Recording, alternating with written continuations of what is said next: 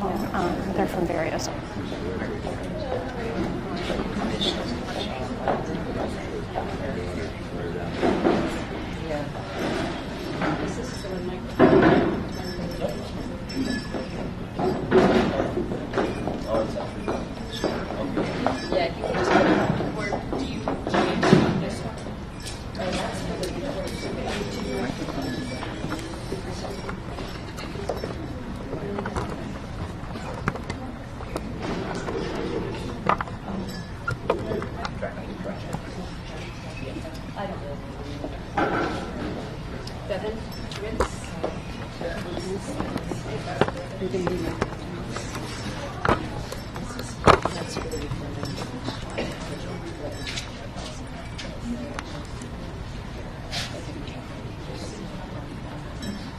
Welcome, everybody. Thank you for coming here today. I'm Judy Wyman, and this is Bevan Rainwater. We're co-chairs of the Amplifying Indigenous Voices Affinity Network. We're excited for our program tonight, and I want to thank our sponsors. Within the University of Hartford community, we've been supported by a lot of different groups, including the Office of the Provost, the Office of Inclusive Excellence and Belonging, the Hart School, the UIS program, and outside of the community, West Hartford, Town of West Hartford's Office of Equity Advancement, and then streaming the program today and recording it is WHCI, which you can find on YouTube at WHCI if you want to share the recording with friends and families afterwards.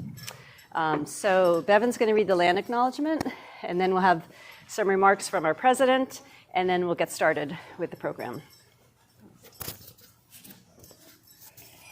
We acknowledge that the University of Hartford resides on the historic homelands of the Poconoks, Wagonks, Tioughnioks, and that what is now called Connecticut encompasses the homelands of the Wappinger, Schaghticoke, Golden Hill, Pagusset, Pequot, Mashantucket, Pequot, Eastern Pequot, Nipmuc, Quinnipiac, Niantic, and Lenape, as well as other indigenous peoples.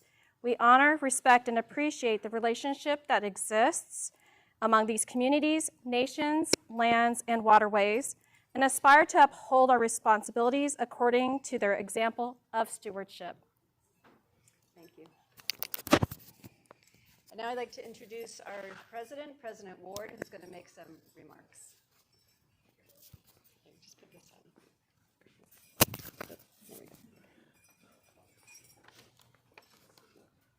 Good evening, everyone. Oh, that's a very quiet good evening. Good evening, everyone. Good evening. That's better. My name is Larry Ward. I'm the president of the University of Hartford, and it is a pleasure to be here tonight. I wanted to be here to reinforce this university's commitment to amplifying Indigenous voices. It strikes me that we are in a very interesting time in this country and in the world. A time where diversity and culture are under some form of assault, where folks want to create division rather than healing. I'm especially grateful for our Indigenous guests representing tribes and original people. It is a somewhat complicated welcome, to welcome a people for whom this has always been home, but no less important. As a university community, I think that we have a responsibility to celebrate the healing powers and the beauty of Indigenous dance, the healing powers and the beauty of Indigenous dance, not just in one program, but in a series of programs. Not just in a land acknowledgement, but in a community acknowledgement of the importance of diversity and of Indigenous voices. I want to just close, one, with expressing my gratitude to our dancers, especially our student, Maiki, and to ask you all to focus on the notion of home. Irrespective of where you're from or where you were born, I want this campus to feel as though It's home. Home is a place of safety and security, a place of support and reassurance. It's where we learn and live our values. It's a place where we learn essential life lessons, as well as some hard but important truths. Home is often defined by love and sustained by laughter. It's where you're made to feel welcome and at peace.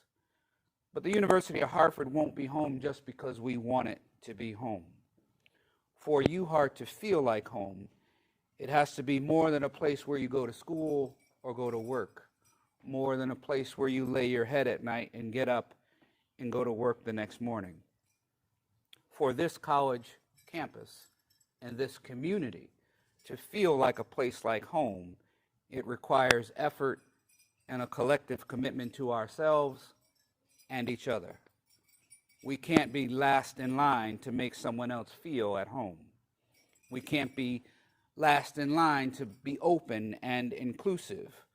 We must be quick to show care and concern, quick to offer a hand and to reach out, quick to listen and eager to learn. Don't offer wisdom that you yourselves don't have to give, and don't judge what you don't first seek to understand. We can't be last in line to forgive or to extend someone else the benefit of the doubt, even when we think that they're wrong. On this campus and in this community, you are home and free to be who you are, wonderfully and proudly who you are. I encourage you to bring your full and complete self to this community every day. No matter how you look or what you celebrate, no matter how you worship or how you vote, you are home. No matter who you love or the language that you speak, you are home.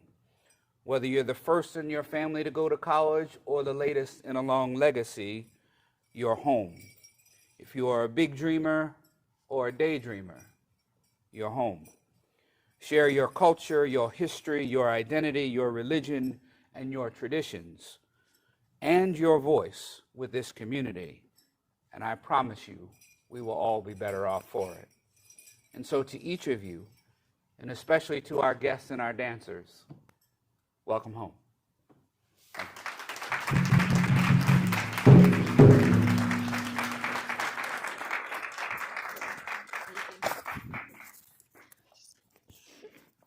Is it like a microphone?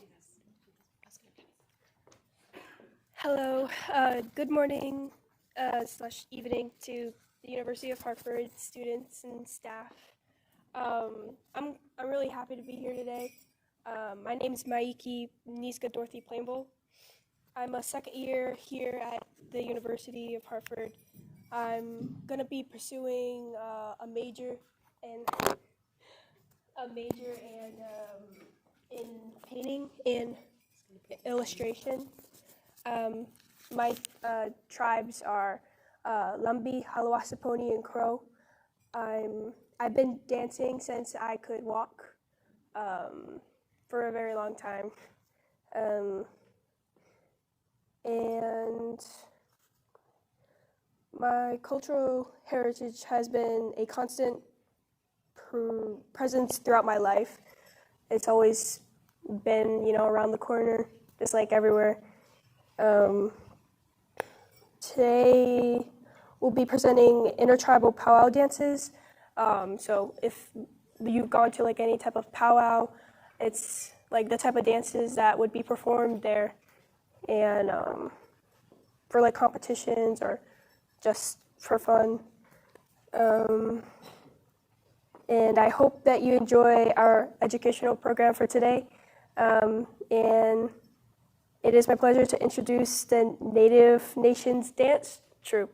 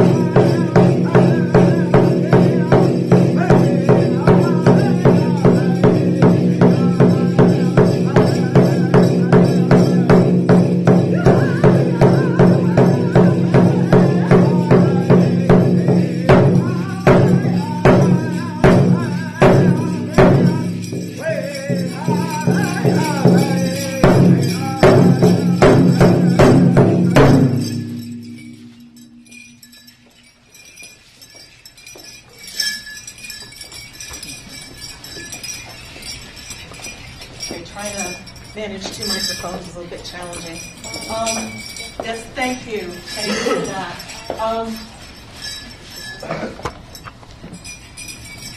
Hello? Okay, there it is. My name is Erin Lamniches. I'm from the Schaghticoke Tribal Nation, which is on the western banks of next to the town of Kent. It's been our indigenous homelands for thousands of years. So I'd like to thank you for that land acknowledgement. That was very respectful. Thank you. What I would like to do is have each of our dancers introduce themselves, give introduction of their name, their tribal affiliation, and their dance style. You want to start, Oasis? Will we do it? You have to speak into this at the same time. Two microphones.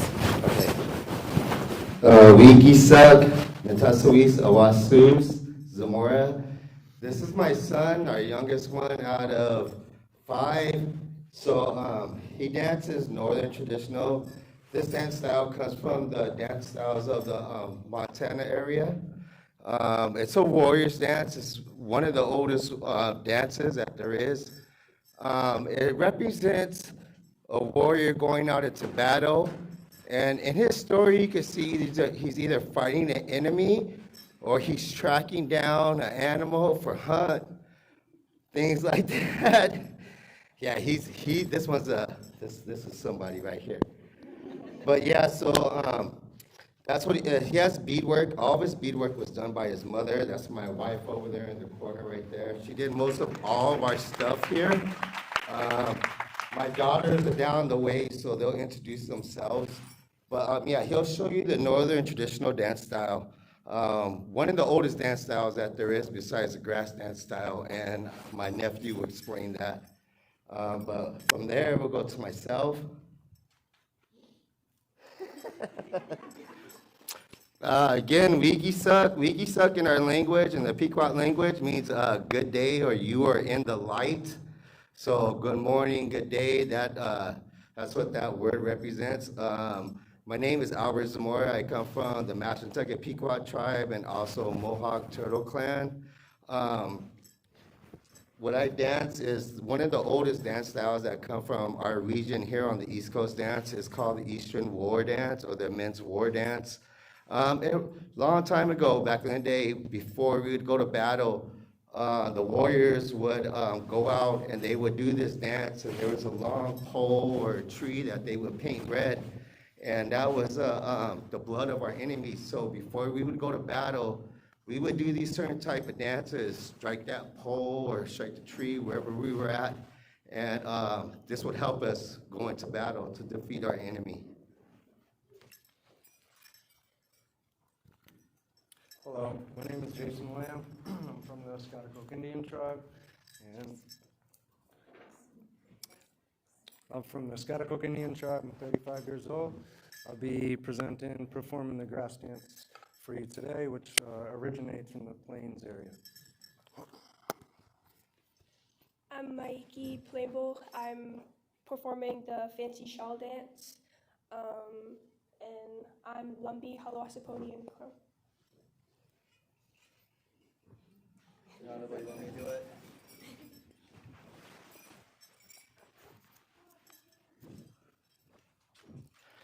This is my daughter. Oh, now here we go. This is my daughter, Nanaba Zamora. Her tribes are Pequot, Mohawk, Mohegan, and Navajo. She's going to be performing the fancy dance. This dance style originated in the Midwest as well. The origins of this story was told that before, like in the late 60s, I believe it was, that women were not allowed to dance with the men inside the circle. And then in the late, 70s, Aaron, that they were permitted to come into the circle. And at this time, they had a men's fancy dance, warriors fancy dance that came from the Ponca tribe. And the dance style was very, very fast, very wild. They would get kick-ups in the air, do cartwheels, spins, a lot of spins, splits. So the women at one time were saying to themselves that, yes, I think we could do that. And the men were like, no, you're not going to do that. And then so there was a lady, I forget her name, but a lady dressed up as the men. And she went in there and did a competition with all the men, and she won. And then after she won, all these men were like, okay, you guys can have your own category. So basically, that's where this category came from. Aukala Wapila Tonka. Hello, everyone, and thank you for having us here. My name is Shaylani Kamini Lilabo. I am Cheyenne River Sioux and Taino. The dance special that I will be, or the dance category that I'm doing is the Jingle dress, which is a medicine dance. Quick story, long story short, it is a dance of healing and for great health and prosperity.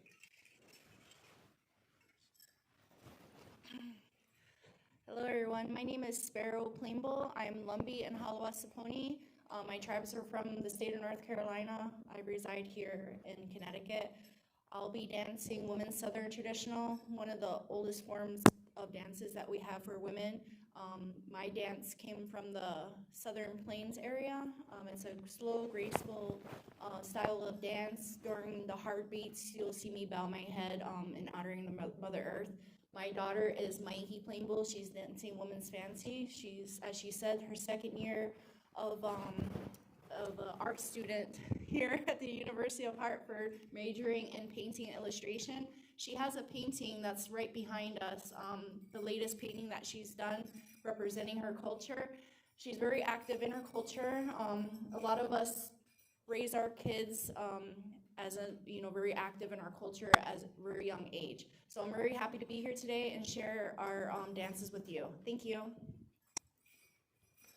Albert. This is my niece, Sini Zamora. All right, this is another one of mine.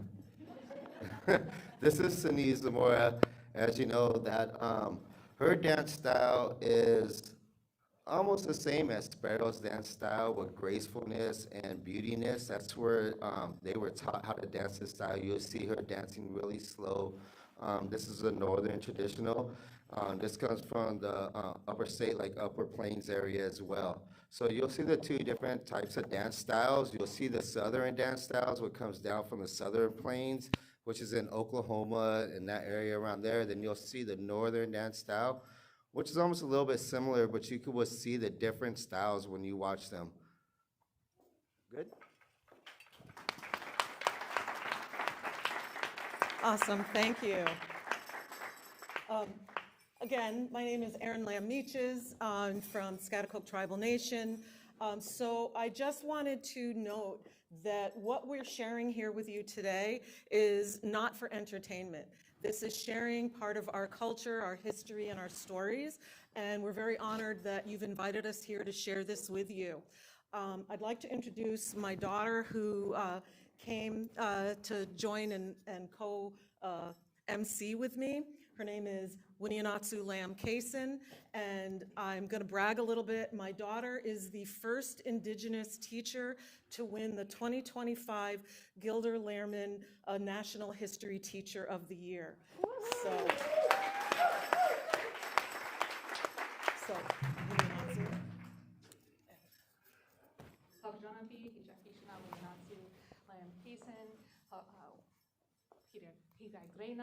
Sorry, my mom threw me off a little bit. Yes, I was the 2024 Gilder Lehrman National History Teacher of the Year. I now serve as the Assistant Director of Native American Indigenous Studies at Brown University. And it's important to recognize the diversity of our student populations across our educational landscapes. In both my current role and my role in the K-12 classroom, I saw firsthand how representation and inclusion shape the student experience. Indigenous students, like so many others from historically underrepresented communities, bring knowledge, traditions, and perspectives that enrich our institutions. Events like this remind us that education isn't just about what's in the textbooks. It's about whose histories we honor, whose voices we uplift, and how we create spaces where all students feel seen, valued, and heard. Thank you for having us today.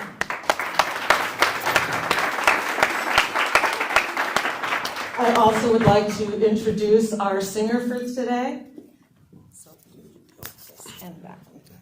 Askwekwasan Numish Natampawag, Natasuis Mishitash and Pau Tau. Hello, everybody. My name is Mish Conley. I come from the Narragansett and Mohegan tribes here in Connecticut. I've been singing since I was about 3 years old and singing competitively since I was about 14. And so today I'll be demonstrating a couple different styles of song, mostly from the Plains areas, Omaha style music, Dakota style music. But you're gonna hear a lot of different, melodies, words, and happy to be here with you guys. Thank you for having me.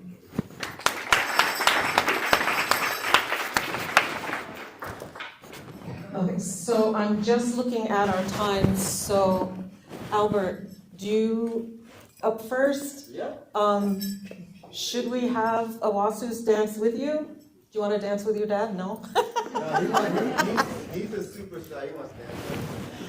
Okay, so as Albert had introduced himself before, he's going to be demonstrating the men's Eastern War style. This is one of the oldest styles of dances from this region. You'll notice Albert's outfit. He's wearing the feathers that he's wearing on his cap it's a gustoa, so it's a very different style of headdress than what's typically, seen in Western tribes. So he's, got his bucks. Okay. All right. So we're ready. We're ready.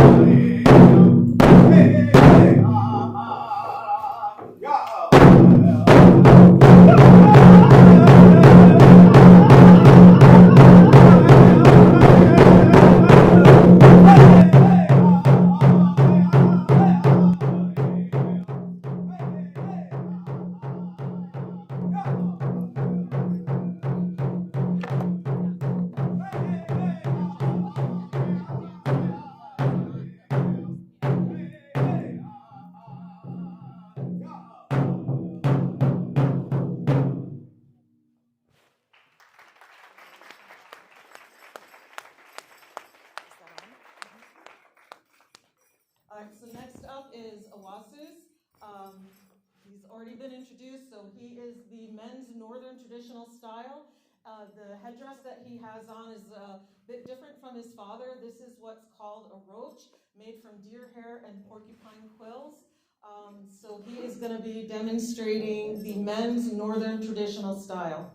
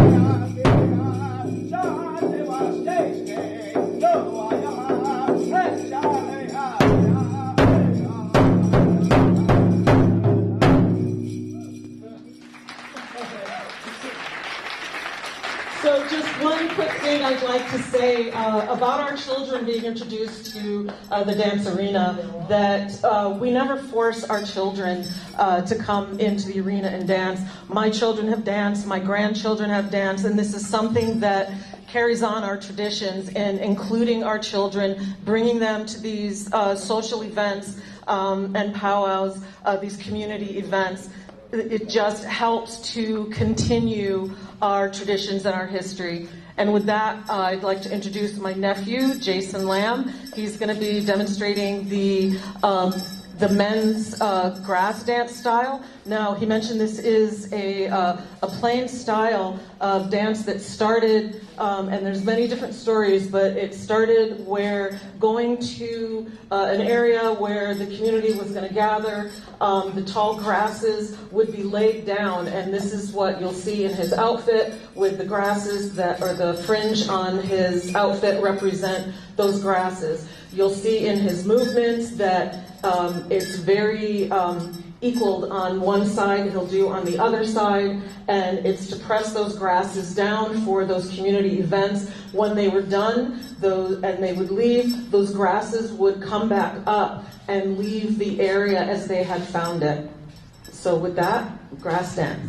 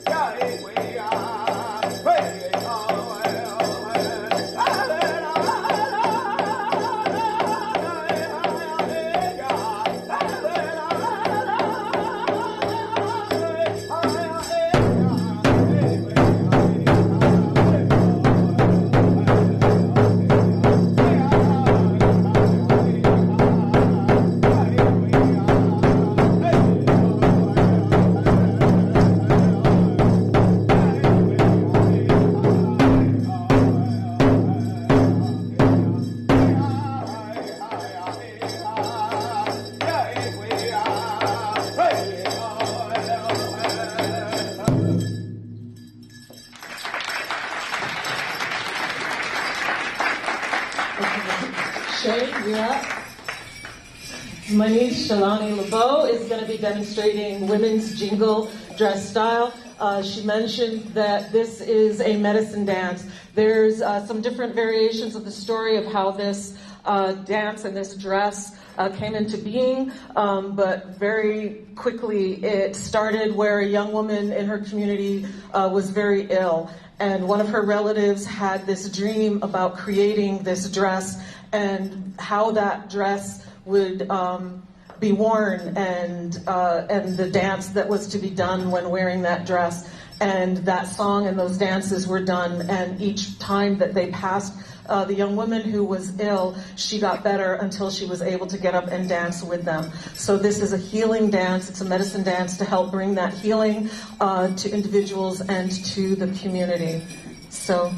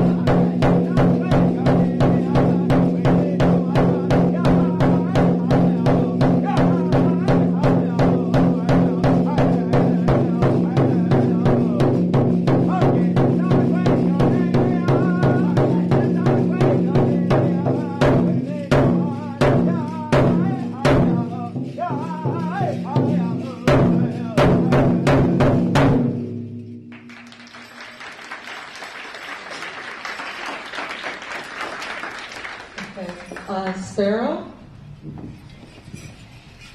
So Sparrow Plainbowl is going to be demonstrating women's Southern cloth.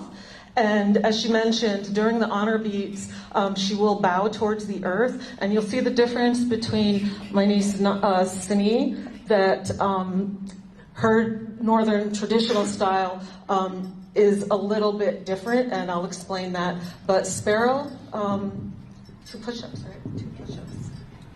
Sorry. 1 push-up. 1 push-up.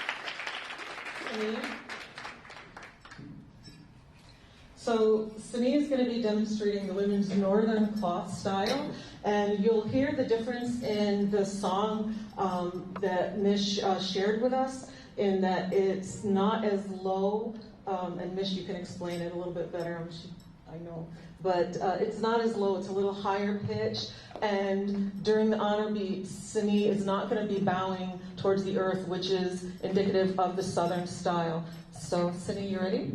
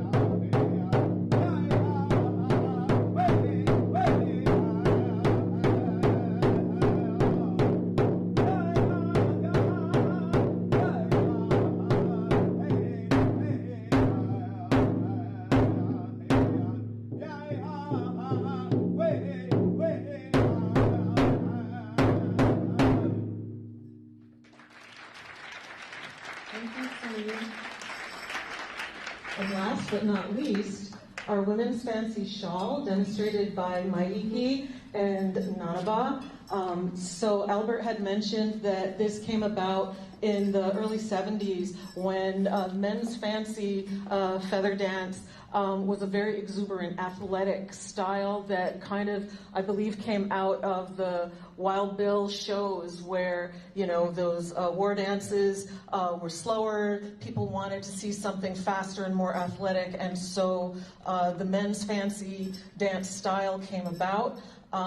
And then, as Albert mentioned, the women were like, hey, I think we can do that, and we can do that better, and which will be demonstrated by these beautiful young ladies here.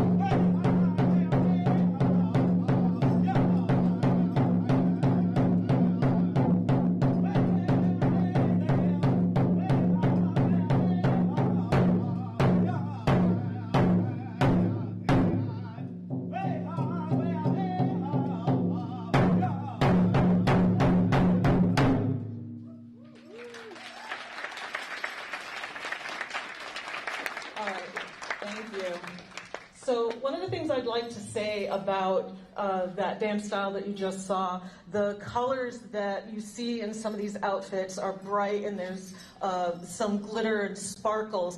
These obviously are not our traditional materials, but it goes to speak to the fact of that we're still here. We're a growing and evolving culture and communities. We're not stuck in the past, as many cultures do not live like their ancestors did. Neither did we. We live in your communities. We're your neighbors. We're politicians. We're teachers. So it just makes me so proud to see our young people that are carrying on our traditions, our stories, and these dance styles to be able to come here and share this with you today. Okay. You guys want to do a round dance? Do you want to do a round dance or a crow hop? So we're just trying to be respectful of time. We know we've got about 15 minutes left. Well, I'll let you. How about a surprise from our singer? Yeah, go ahead. Round dance or You got one. Like you got. For the round dance. For the round, you want to do a round dance? Okay, so a round dance is a community dance. Everybody gets up and you're in a circle. The circle represents that no one in that lineup is of greater value than anyone else that's in there. You all are equal. You're joined. You can join by hands, which means everyone in that circle is connected. Everything in the natural world is in a circle. You look at the plant life, the trees, they grow in a circle. They're round. Our seasons are circular. Our seasons of our lives are circular. So this round dance represents that. That represents that connection between our communities, our people, and the natural world.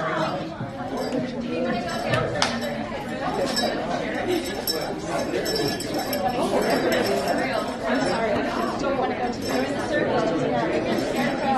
Maybe move back. The drum is here. Okay, fine.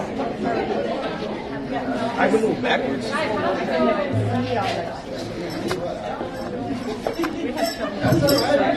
Yeah, I think we're going to have one giant circle with everybody. So a challenge for our camera crew. Just make sure you don't go in between the chairs. Yeah, to go around the perimeter of the room in a big circle.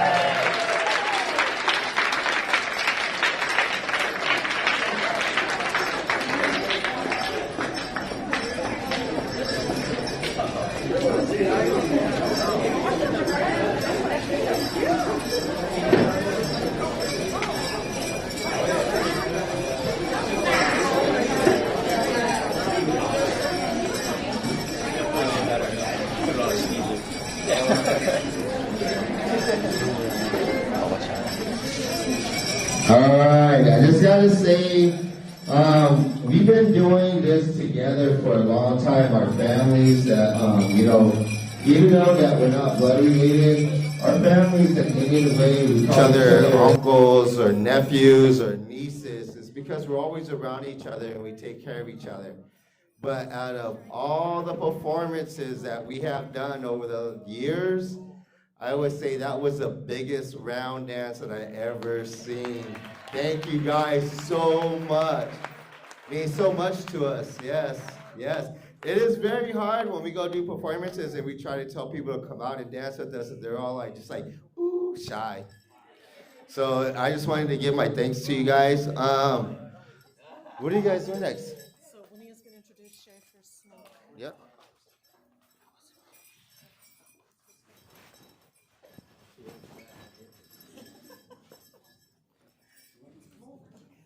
Okay, this next dance is the smoke dance. It originates with the Haudenosaunee Confederacy or the Iroquois Confederacy. It originated as a war dance for men only. In about the 1960s, we saw like a rebirth of many of our dance styles, and the smoke dance is one of those that kind of reemerged in the 1960s and became a dance that women also competed in. It is a dance that is meant to exhibit the dancer's athleticism, stamina, and speed. And here we go.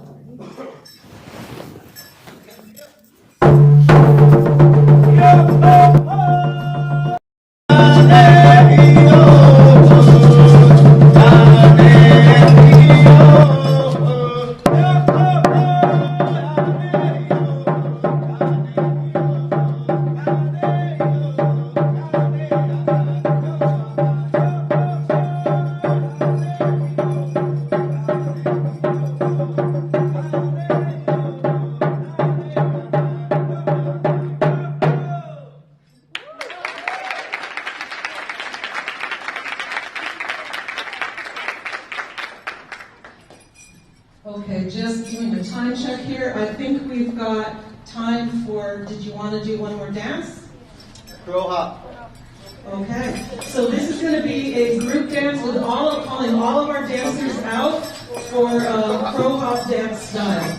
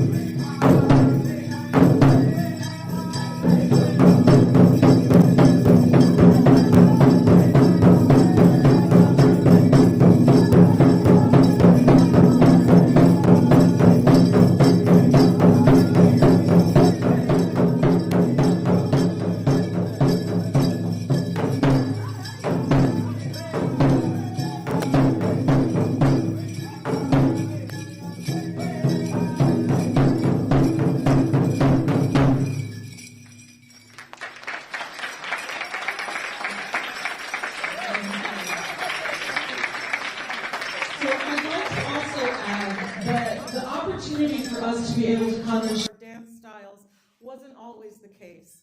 There was a period of time where our songs and our dances were considered an act of war, and it was illegal for us to be able to share with each other and to join in our traditional practices. So the fact that we have continued on with our traditions, we held on to those, and we've grown and added to with our young people bringing their own style and flair to each of these dance styles, just is attributes to the resilience and the resistance that our communities had during very difficult times.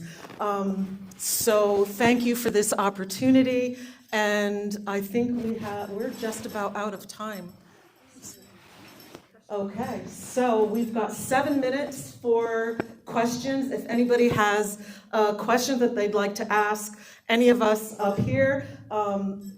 Mish, did you want to speak at all before we do questions about your songs, the drum, any stories? No? I'll just put them on the spot. I mean, I can.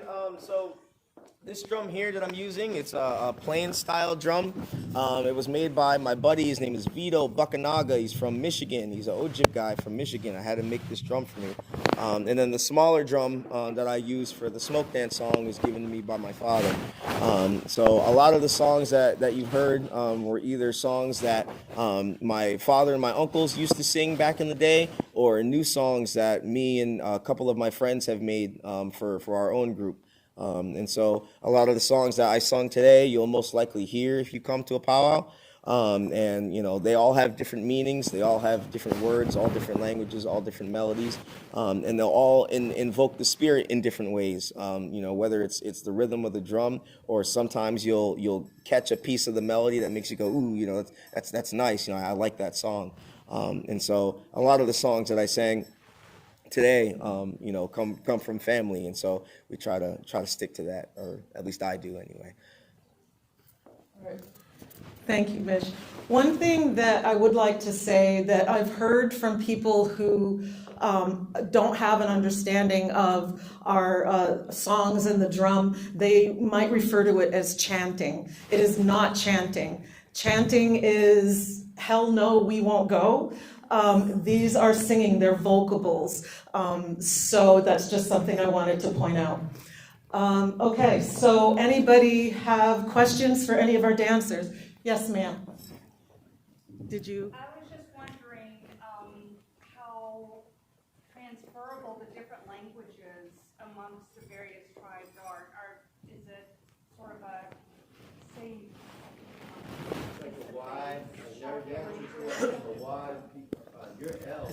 Okay. So the question was, how transferable are the languages between different tribes?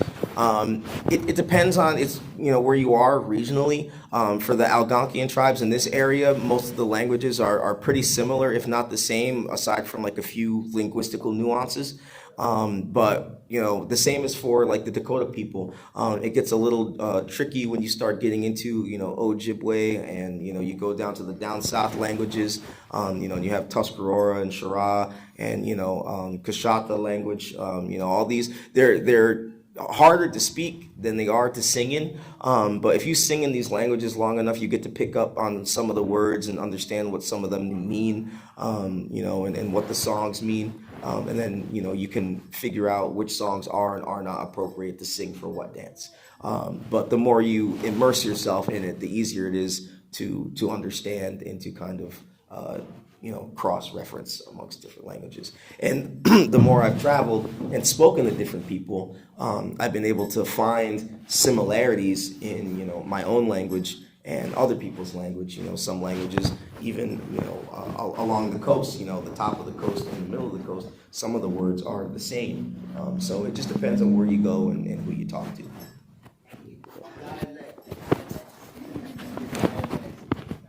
you want to add, Albert? Okay, and you had a question? Someone over here? No? Does anyone else? No questions. Yes.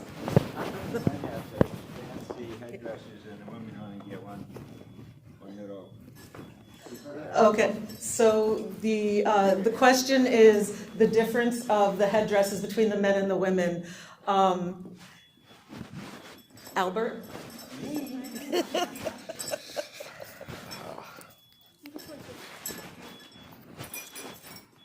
The different styles of the headdresses, as you can see that I'm wearing the Gastoa style. This style comes from like the Eastern Seaboard and up there in the Haudenosaunee people. As you see that some of these women might just wear a single feather on their head, or some have plumes on their head. The story goes that, these feathers are always earned. They're not like, they're, you do something in your community. You guys can hear me? You do something in your community, or these feathers have been passed down from generation to generation, from grandmothers to grandmothers, or grandfathers to grandfathers, or uncles as well. So some of these feathers have evolved from back in the day. Like now, today, like Aaron was talking about how we evolve. We evolve in our dance styles, we evolve in our headdresses, we evolve in different things. Like some of these colors were never, ever brought into our country when the Europeans first came here. When the Europeans first came here, we didn't even know what small beads were. All we had was wampum shells, and those were our beads. We didn't know what pots were. We made our own spoons and we made our own pots, but we never seen nothing that's brass or silver. So when the Europeans came, we always traded within that circle. But as far as the headdresses, it's no different than my son wearing his enemies. Come here, son. We call these enemy feathers because when he dances, you'll see that they bounce and they fight against each other. So it's no different than him having two feathers than the women having plumes or one feather in their hair. It's all about respect, the way you got it, the way you present yourself, I would say. Right, Miss?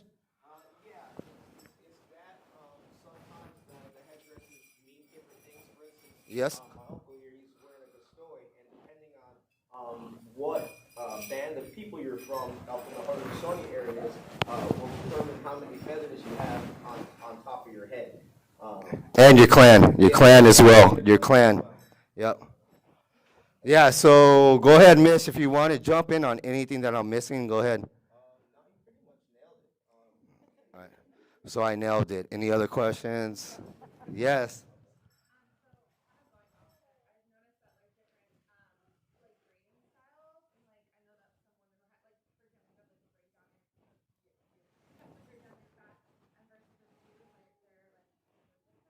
Any women want to answer that?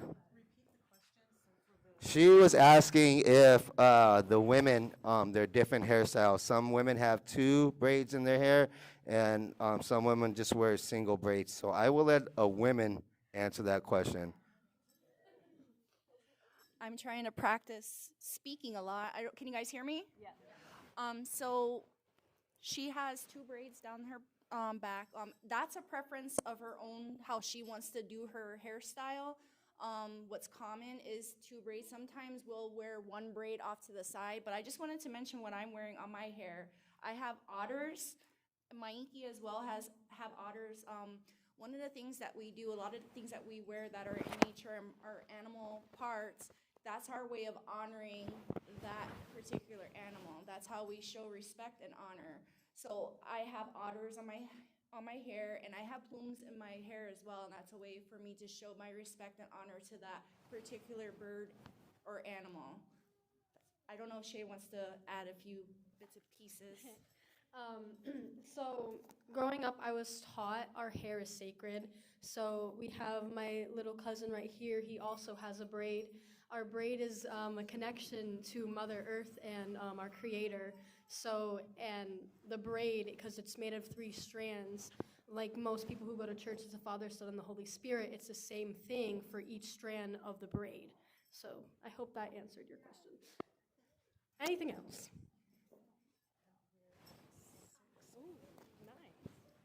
Okay, so I believe we're at time. It's a little after 6, so we went over. So I'm going to hand this to you for closing out. Again, thank you so much for inviting us here. We want to thank you for coming out and doing this wonderful educational event for us. Please, everyone, give them a big round of applause. We're going to stay for a little bit to answer some additional questions if you have them, I hope. Thank you so much for coming out. My students, just stick around. We'll go back to our classroom here in a little bit. Yeah, just one more thing. Yeah, we gotta honor this singer here, because without this singer and without these songs, and we would not be able to dance here or do what we do. So these guys, I'm a singer myself. I sang with his dad and his uncle and everybody that he grew up around. He's my little nephew. I watched him grow up and become a really great singer, a songwriter. So he's doing his thing, but I just wanted to acknowledge that without these singers, there would be no performances. So thank you, Mish.